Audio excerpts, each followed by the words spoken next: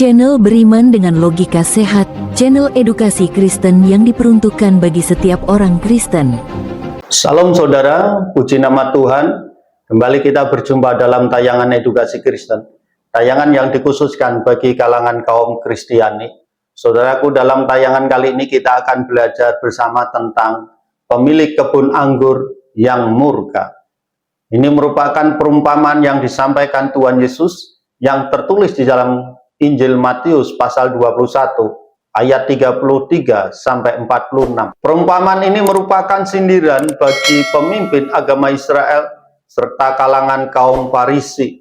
Orang-orang Farisi dan para ahli Taurat dan para imam-imam adalah individu-individu yang dipercaya oleh Tuhan untuk mengelola dan mengembalakan umatnya, bangsa Israel. Apakah umat Tuhan akan menghasilkan banyak buah melalui ketaatannya, ataupun menjadi kering dan mati akibat pemberontakannya terhadap Tuhan? Ternyata tidak hanya mereka yang membuat umat Tuhan kering dan mati, tetapi mereka juga menghancurkan setiap orang yang Tuhan kirim untuk memperingatkan mereka. Kegagalan Israel tidak hanya disebabkan karena mereka tidak berhasil berbuah. Mereka juga secara kejam membunuh orang-orang yang diutus oleh Tuhan. Mereka begitu kuat dalam menentang Tuhan, sehingga amarah mereka kepada Tuhan, mereka curahkan kepada orang-orang yang mewakili nama Tuhan. Inilah yang ingin Tuhan Yesus sampaikan melalui perumpamaan ini. Para pemimpin agama bangsa Israel itu bagaikan pekerja kebun anggur yang jahat. Mereka tidak menyukai pemilik kebun anggur tersebut. Dalam ayat 38 disebutkan bahwa mereka berkeinginan untuk menguasai kebun anggur tersebut. Mereka menentang kekuasaan tuan pemilik kebun anggur tersebut. Mereka ingin memiliki kebun itu secara pribadi. Mereka enggan menyerahkan kebun anggur itu kepada pihak yang berhak, yaitu pemiliknya, serta anak dari pemilik yang seharusnya mewarisi kebun tersebut. Mereka ingin kebun tersebut tanpa campur tangan dan kuasa dari pemilik. Umat Tuhan seharusnya mengungkapkan siapa Tuhan kepada seluruh umat manusia di dunia. Tetapi mereka justru mencemooh Tuhan dengan menyembah berhala dan membunuh para utusannya. Umat Tuhan seharusnya menunjukkan penyembahan yang tulus kepada Allah, tetapi mereka malah memuji dan menyembah Tuhan sebagai rutinitas aktivitas fisik yang tidak disertai dengan iman yang sejati dan hati yang penuh dengan rasa hormat kepada Tuhan.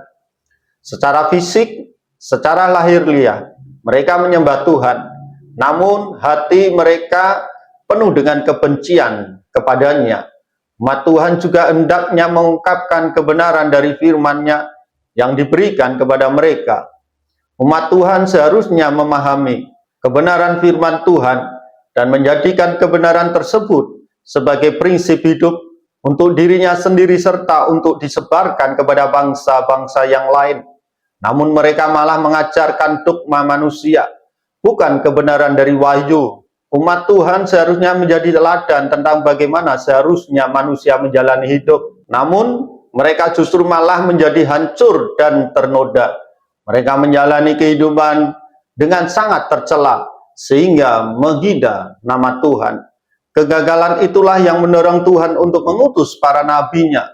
Tetapi para nabi tersebut diacuhkan, dilecehkan, disakiti, bahkan dibunuh. Namun Tuhan kaya akan kasih karunia dan kasih sayang kepada umatnya. Tuhan tetap memberikan peluang, bahkan peluang yang paling mulia dan besar, yaitu anugerah diberikan putranya yang tunggal, Kristus Yesus Tuhan kita, datang ke dunia untuk memanggil mereka pulang. Namun mereka tidak merasa takut akan kasih karunia Tuhan ini. Mereka juga tetap keras hati dan menolak Tuhan. Mereka justru menghabisi Kristus, Putra Allah yang tunggal. Saat anugerah termulia ini mereka remehkan dan mereka cemooh, maka kemarahan Tuhan Allah akan sempurna. Mereka akan sepenuhnya dibuang olehnya. Namun jika umat Tuhan ditinggalkan oleh Tuhan, siapa yang akan mengungkapkan siapa Allah untuk berbagai bangsa di dunia ini? Siapa yang akan mengungkapkan kebenaran sabdanya untuk dunia? Siapa yang akan mengajarkan metode beribadah yang sesuai dan diterima oleh Allah di dunia ini? Siapa yang akan mengajarkan cara yang tepat untuk hidup di dunia ini secara bermoral sesuai dengan moralitas Allah? Tuhan menyingkirkan Israel yang tidak patuh, namun Dia akan tetap menggunakan mereka yang setia dan taat kepadanya, serta memanggil bangsa-bangsa di luar Israel, bangsa kafir, dan mereka yang belum mengenal Allah sebelumnya. Mereka ini akan disebut dan akan bersatu dengan orang-orang yang ingin digunakan sebagai saksi Tuhan dari berbagai bangsa. Tuhan memanggil mereka untuk meninggalkan belenggu dosa di dunia ini dan menjadi anak-anaknya. Merekalah yang dikenal sebagai gereja yang merupakan tubuh Kristus. Tetapi bagaimana gereja Tuhan disebut? Gereja Tuhan dipanggil melalui pesan Injil Kristus. Salib Kristus menjadi pondasi di mana gereja Tuhan dapat mulai didirikan. Salib Kristus adalah dasar di mana gerejanya senantiasa dirikan menjadi struktur megah bagi kemuliaan Tuhan.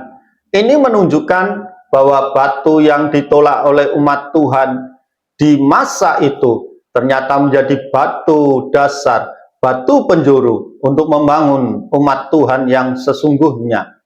Israel yang meliputi semua bangsa dari berbagai penjuru dunia.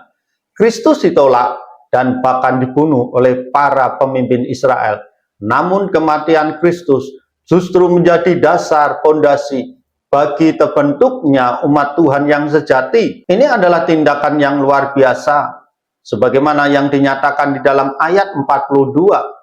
Sebagaimanapun kuatnya usaha manusia melawan Tuhan, Tuhan hanya akan menggunakan perlawanan itu untuk mewujudkan rencananya.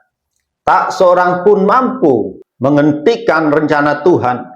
Batu yang terbuang menjadi batu penjuru. Batu yang dibuang akan memusnahkan mereka yang membuangnya, namun akan membentuk mereka yang dipanggil menjadi umatnya yang sejati.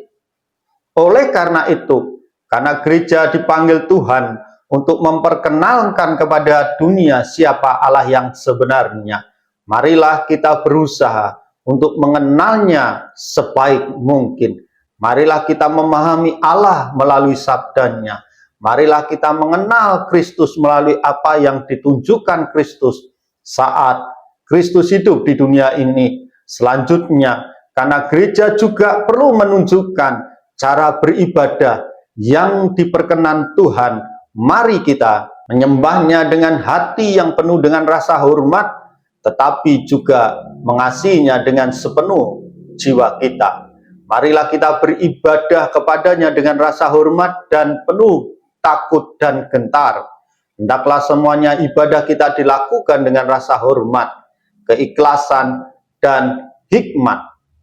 Marilah kita ingat bahwa Tuhan kita adalah Tuhan yang besar, agung, dan mulia. Dia adalah Tuhan yang memusnahkan. Namun, mari kita ingat bahwa Dia adalah Tuhan yang bersedia tinggal bersama kita, Allah yang penuh kasih dan penuh cinta kepada hamba-Nya. Dengan keseimbangan dalam memahami Allah, kita menjadi hamba-hamba yang bersujud kepadanya dengan rasa takut. Gereja diajak untuk mengerti hikmat Allah melalui sabdanya. Hanya melalui cara ini dunia dapat memahami dan mengerti kebenaran Alkitab, firman Allah, sehingga dunia dapat mengetahui melalui umat Tuhan yang selalu menyebarkan kebenaran firman Allah bagi dunia ini. Kemudian, seperti yang terjadi pada Israel di masa lalu, gereja saat ini juga diundang untuk menunjukkan perilaku hidup yang benar dan baik. Dunia telah berperilaku dengan cara yang sangat cacat. Mereka membutuhkan panutan untuk bagaimana seharusnya hidup berkenan di hadapan Tuhan di dunia ini. Mari kita berusaha hidup dalam kekudusan agar dunia ini bisa bergerak dan mengenal Allah yang sejati. Bahkan melalui gaya hidup kita yang penuh kasih dan kesucian.